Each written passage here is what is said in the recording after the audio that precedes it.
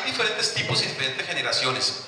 Por ejemplo, ahorita estamos hablando de Ford, de Denso, de General Motors, y de una u otra forma cada uno le está aplicando sus diferentes señales de control, diferente nomenclatura, como lo vimos en uno de ellos al inicio en las tablas de nomenclatura, pero vamos viendo de que todos utilizan al final, en principio, con las particularidades del caso, generación, intercambio de paquetes en PWM, donde varían todas las señales de control, como las que estamos mencionando ahorita en la filina anterior.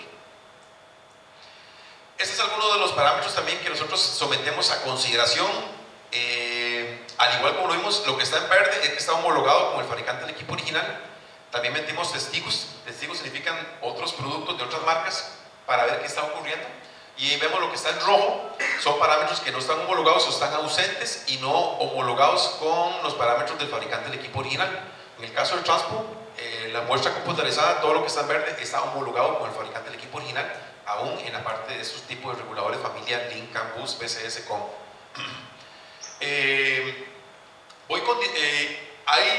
Hay un tema tan amplio que nosotros le hemos denominado los 101 condiciones que provocan fallos en el sistema de generación.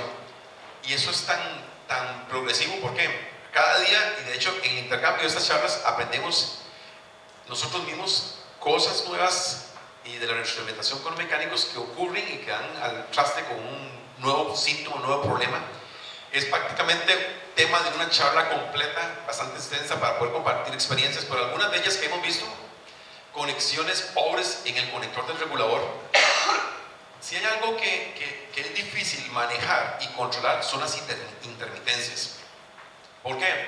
Ha pasado que, por ejemplo, cuando un sistema tiene un problema, el afectado lo lleva al taller, el sistema se enfría y una vez por enfriado, generalmente al mecánico le dice, todo está bien, voy a probar un ratito. Ese ratito es un periodo de tiempo muy corto que no simula el proceso de estrés, de excitación, vibración y sobre temperatura que puede haber visto en el campo esa unidad. Se devuelve al usuario final, el usuario final ahora sí lo comienza a estresar, a darle las 4 o 5 horas de uso y comienzan a ver los problemas de intermitencia cuando ya combinan exceso de temperatura, humedad, vibración y comienza otra vez a presentarse. Entonces, algunas de ellas han sido reflejadas por problemas de conexiones pobres, llámese las conexiones de potencia en la tierra, oxidada, hubo un problema de cortocircuito o sobrecarga. Cuando se da el problema, la combinación explosiva de oxígeno y temperatura, se acelera el proceso de oxidación. Un proceso de oxidación afectando conexiones de tierra va a dar al traste una pobre conexión de tierra. Y como lo mencionamos al inicio, las conexiones de tierra son las que le dan la estabilidad y referencia de voltaje a todos los puntos de control en el sistema eléctrico del vehículo. Malas conexiones de tierra, batería, los bornes sulfatados, por ejemplo, son uno de ellos, alteraciones, reparaciones en la parte de los conectores del sistema de cableado entre batería y alternador. Ya habíamos hablado de la parte de vibración y calentamiento, problemas de vida útil de la batería. Si habíamos hablado de que inclusive es un matrimonio y que si, por ejemplo, en el caso de los reguladores de alternadores no tienen un sistema de compresión de temperatura, comenzamos a sobrecalentar y a producir un cambio en la densidad del electrolito de la batería, igual, problema en la celda de la batería puede dar fase de que no logremos levantar al punto de set point a como lo quiere llevar un regulador de voltaje. Es una interacción negativa entre la batería y el regulador. La colocación, esa es muy frecuente, la colocación del regulador en una aplicación incorrecta, o sea, de un cruce de numeración no apropiado. Es prácticamente esto lo que nos da a nosotros, tal vez si no más, un 50% de la carga de investigación mensual, donde colocamos, identificamos, por ejemplo, problemas de aplicación, una unidad totalmente visualmente gemela a otra, parece funcionar muy bien, pero en alguna particularidad o en algunos parámetros no llega a satisfacer 100% de las necesidades en ese alternador que debería estar funcionando a la perfección. Entonces, generalmente hemos visto problemas de aplicación incorrecta, algunos de ellos muy catastróficos, donde realmente no son compatibles con los ejemplos que mencioné, pero en algunos funciona en un rango muy pequeño del ciclo de trabajo, con resultados extremos donde no interactúan apropiadamente. Entonces es parte de lo que hemos identificado también con una carga de trabajo muy importante para poder lograr identificar aplicaciones correctas para los reguladores en la interacción con el alternador de una plataforma vehicular. Modificaciones no avaladas por el cliente. Mira, por eso nosotros emitimos boletines técnicos. El fabricante, por ejemplo, Mitsubishi o Mazda, ha emitido boletines técnicos cuando han visto algunos errores en sus conectividades de algunos reguladores PDE, por ejemplo. Pero no he visto modificaciones en sistemas eléctricos no avalados por el cliente, por el fabricante, perdón, de que no brinde en un corto plazo efectos negativos. Por ejemplo, hemos visto modificaciones para sobrecargar el sistema eléctrico del vehículo, alternadores de 60 amperios, donde tienen conectada carga que llega a satisfacer inclusive hasta para 80, 90, 100 amperios inclusive. Algo va a pagar los platos rotos tarde o temprano. En el caso de lo que son las sobrecargas, quien entrega la potencia máxima después de lo que es, haciendo a un lado el rotor y el estator, si tuvieran la capacidad para entregar más potencia de la que dice el alternador, son los diodos. Los diodos, aun cuando soportan por un periodo de tiempo una carga alta, más de la que están diseñados, como lo vimos al inicio, son cristales semiconductores, y si ellos no logran disipar prontamente el calor que están emitiendo por una sobrecarga, van a comenzar a pagar la factura. ¿Con qué? Van a comenzar a romper las junturas internas que tienen los semiconductores, dejando pasar mayor corriente de fuga. Cuando ya un diodo, por ejemplo, ha tolerado más corriente de fuga que fue la que se especificó por diseño, no hay vuelta atrás. Y es progresivo la degradación de un diodo. Cuando un diodo, por ejemplo, de 24 a 32 voltios, de 50 amperios, fue sobreexcedido en capacidad, y si debería haber tenido una fuga en condición de no conducción, recuerden que el diodo Zener entra en conducción de reversa cuando supera los 24 o 32 voltios, pero si logro colocarle una fuente de 20 voltios, el diodo se comporta en modo de no conducción. Pero si un diodo en modo de no conducción ya tolera niveles altos de corriente de fuga, es un diodo que se va a ir degradando rápidamente. Y lo que va a ir mostrando síntomas es de degradación, corriente parásita. La corriente parásita en el sistema eléctrico ya funcionando significa que estoy dejando pasar al sistema eléctrico del vehículo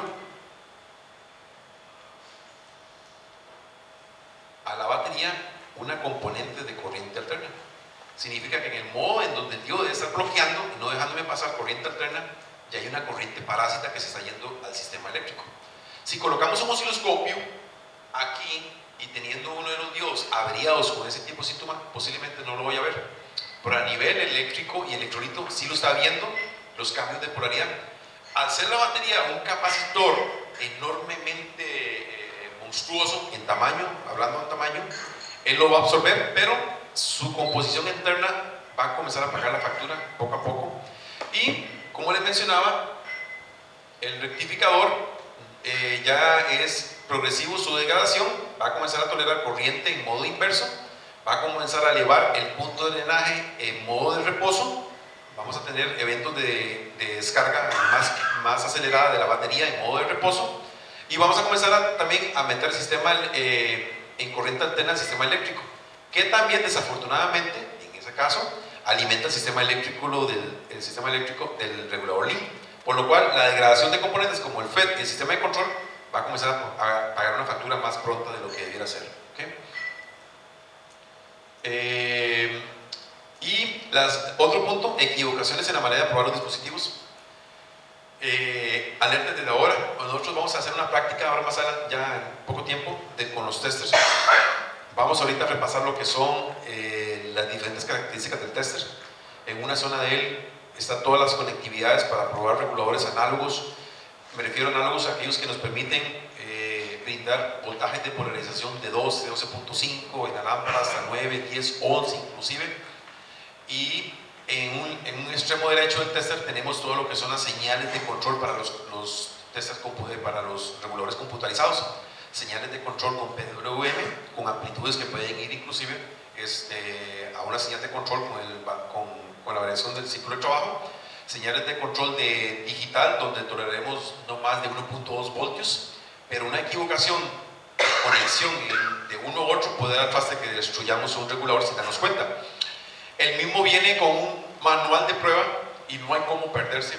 Cada regulador dice, en el manual viene cómo se conecta cada regulador de voltaje por la numeración, no hay cómo perderse, cómo se conecta cada uno de los pines del tester y cuál es el criterio de aceptación para determinar si está bueno o está malo el regulador. Entonces no hay cómo perderse.